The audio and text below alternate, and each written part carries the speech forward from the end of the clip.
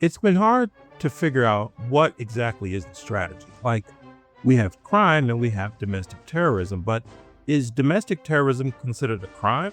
Well, according to the president, certain places require extra help. They are incapable of protecting the people in an area on their own. So recently we've had some domestic terrorism, or was it crime? As it happens, the president has spent the last few months talking about which places need additional help because they have too much crime, for their own good, of course. So he's deploying the National Guard around the country. I thought it might be a good idea to take a visual tour of the people involved, and maybe that'll help us figure out how Trump is making decisions. So let's start with this guy who tried to kill Trump, Thomas Matthew Crooks. But no troops were sent to Pennsylvania. But here's the governor of Pennsylvania. And then there's this other guy who tried to kill Trump, Ryan Routh. No troops were sent to Florida, but here's the governor of Florida, Ron DeSantis. So this most recent event resulted in a horrific and public murder in Utah, Tyler Robinson. And here's the governor of Utah. Let's take a look at him, Spencer Cox. Now, let's get to these places where he has or is considered sending troops. He started with Los Angeles, where he actually did send troops. Let's take a look at that mayor, Karen Bass.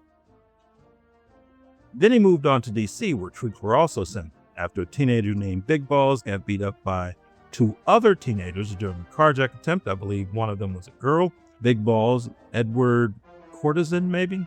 So let's take a look at that mayor, Muriel Bowser. So they got troops, of course. And the big talk is sending troops to Chicago, where I currently am. Obviously, we simply must get troops. Here's our mayor, Brandon Johnson. And recently he decided that Baltimore should get troops. Let's take a look at that mayor, Brandon Scott.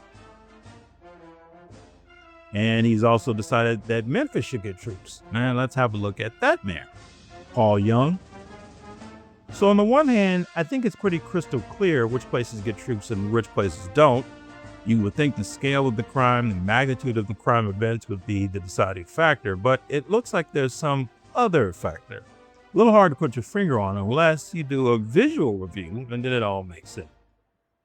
A few words about Spencer Cox, a great example of a Republican who was speaking both smartly and heartfelt reasoning when he makes statements.